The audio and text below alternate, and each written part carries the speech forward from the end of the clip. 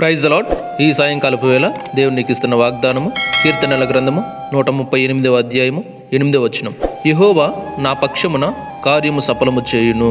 దేవుడు నీ పట్ల ఏ ఉద్దేశాన్ని అయితే నెరవేర్చాలని ఆశపడుతున్నాడు, ఏ ప్రణాళికనైతే జరిగించాలని ఆశపడుతున్నాడు, నీ పక్షమున దేవుడు ఏ పనులు అయితే మొదలు పెట్టాడో ఖచ్చితంగా వాటిని జరిగించి తీరుతాడు. ఇక్కడ వాక్యం కూడా యెహోవా నా పక్షమున కార్యము సఫలము చేయును అంటే ఆయన ఖచ్చితంగా చేస్తాడు. ఆయనకు అసాధ్యమైంది ఏది లేదు. ఆయన ఒకసారి మొదలు పెట్టాడంటే మళ్ళీ పొరపాటును కూడా మధ్యలో ఆపడు. అది చివరి వరకు అంటే అది పూర్తి అయిపోయే వరకు ఆయన పొరపాటును కూడా మళ్ళీ దాన్ని డిలే చేయడు, డెఫినెట్లీ చేస్తాడు, పూర్తి చేసేస్తాడు అంతే అని ఇక్కడ వాక్యంలో మనమైతే చూడొచ్చు స్పష్టంగా కదా. సో ఇక్కడ కీర్తనకారుడు కూడా అదే చెప్తున్నాడు, యెహోవా నా పక్షంన కార్యము సఫలము చేయును అని.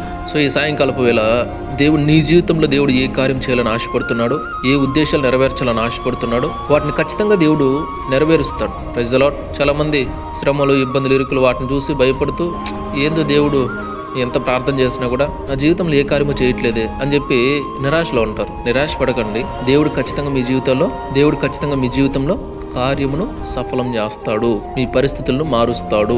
ఆయనకు అసాధ్యమైనది ఏది లేదు. నువ్వు నమ్మితేనే ఆ పరిస్థితులన్నీ మారుతాయి. నువ్వు నమ్మితేనే దేవుని మహిమ చూడగలుగుతావు. కాబట్టి నమ్మండి, ఖచ్చితంగా దేవుడు మీ జీవితంలో కార్యం సఫలం చేస్తాడు. Praise the lord.